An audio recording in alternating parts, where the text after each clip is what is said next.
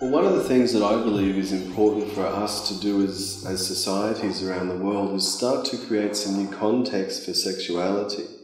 See, at this point in time in most societies, the main context for sex is procreation, is intimacy in relationships, is for entertainment purposes, is make-up sex. You know, disease and dysfunction is another popular one nowadays for a context for our sexuality. Now, all those things are really important contexts for sex. However, I believe if we can start to create a context for sexual healing in our relationships, and also a context that our sexuality can be the platform for us to be able to access higher levels of consciousness, then as a society, I believe we can start to raise the vibrational frequency of everybody on the planet. Now, what do I mean by sexual healing in relationships? What I mean is that, you know, very often a lot of us are carrying around unresolved trauma from our past sexual experiences. You know, it's difficult to live in most societies without having some negative baggage about sexuality and about our bodies. And so, and very often in our relationships, you know, feelings and emotions may want to come to the surface during lovemaking, but because we've all been taught that we're supposed to be in some kind of Hollywood movie when we're having sex, we'll often repress these negative feelings rather than allow ourselves to release them. So we continue to create this cycle of carrying our emotions rather than resolving them.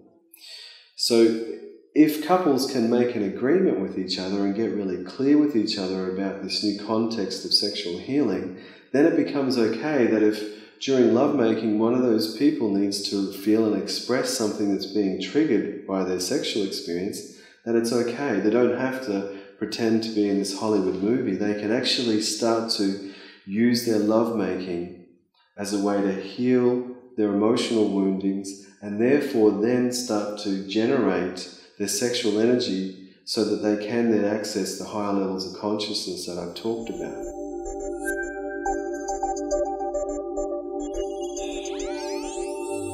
So a lot of the time we're not building our sexual energy, and through Tantra we can learn practices that support both men and women to cultivate and circulate our sexual energy in a way that it can become a fuel for living in our daily lives. See, most people are using their adrenaline and mental willpower as a way to get through the day.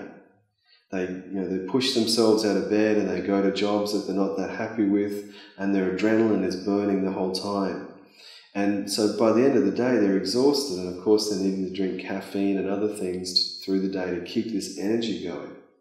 But what about if you could learn how to harness your sexual energy in a way that becomes your motivation for getting out of bed?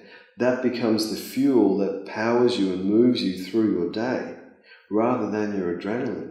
I mean, imagine that. That exhausted feeling then just dissolves because our sexual energy is very nourishing. Our sexual energy is an incredibly powerful creative energy. I mean, it's powerful enough to create life. So rather than needing to use force to create power and gain power, we can use our sexual energy to magnetize in. This creative energy can bring in the experiences into our lives so that we can increase our power internally. There's a huge difference there.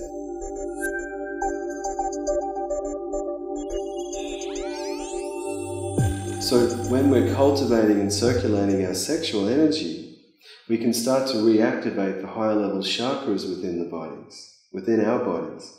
But when I'm talking about chakras, I'm also talking about the glands that relate to the chakras. Because in our body, there's a gland that relates to every one of them. For example, the thymus gland relates to the heart chakra. The thyroid gland relates to the throat chakra. Pineal gland, third eye chakra. Pituitary gland, crown chakra. Pancreas is the solar plexus. The gonads and the ovaries is the second chakra, and the adrenal glands is the base chakra. Now, most of us are living in a lower level consciousness. In other words, the lower level glands are activated more than the higher level ones. In actual fact, in our societies, we're being taught that it's normal for these higher level glands to stop working by the time we're young adults. However, I'm not sure if that's actually true.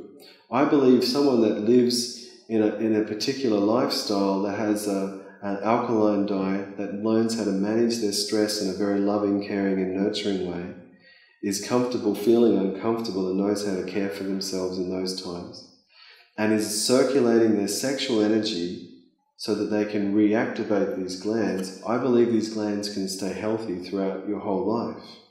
And we need more people with these higher level glands activated, because it's the heart, it's the thymus gland that's going to put us into an experience of being more heart expanded in our daily lives, coming from a place of love.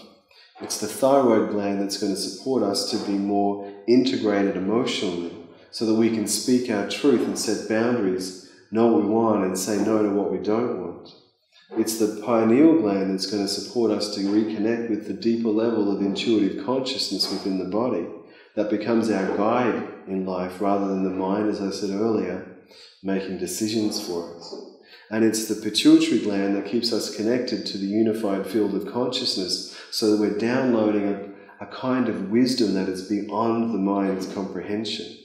And that becomes the map that we use to guide us in our lives, rather than the conditioning of our past experiences, of our education systems, of the religious organizations of the world.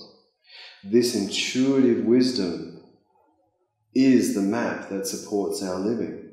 And it's the intuition that then guides us through this map, speaking our truth and setting boundaries clearly while living from our hearts. Now, once again, everybody wants to live like this, but yet they continue to live in a way which supports the lower level glands being activated more than the higher. And the beautiful thing is, it's very simple to change that. All we need to do is start living from a place of presence, starting to love, care and nurture ourselves, drop into these uncomfortable places, start to see our fears as being something that we need to go into rather than to avoid. See, most of us have been taught that fear means fuck everything and run. So most of us are avoiding our fears and things like that. And so therefore we end up living in a cage of fear, where fear is determining our choices and choices are determining our experiences. And do we want to live like that? No. But if we don't change the way that we understand fear, then we're going to stay stuck in that pattern. So fear can also mean feel everything and respond. And when we do that, when we go into something that's fearful, then all of a sudden, automatically, this cage becomes a gateway for expansion. And we'll often go on a journey when we're going into a fear and healing it, where we'll meet people and we'll have experiences that we would never have had if we continued to avoid. And it's through those people and those experiences that we awaken ourselves up to a whole nother level of potential. And we step into another level of evolution vibrationally within our bodies, emotionally within our bodies, and spiritually within our bodies. Things that were unseen at the lower level of consciousness become obvious at a higher level of consciousness. Now the mind goes, I'm not really sure what you're talking about, because the mind could never comprehend. This is an experiential wisdom that only comes through the experience.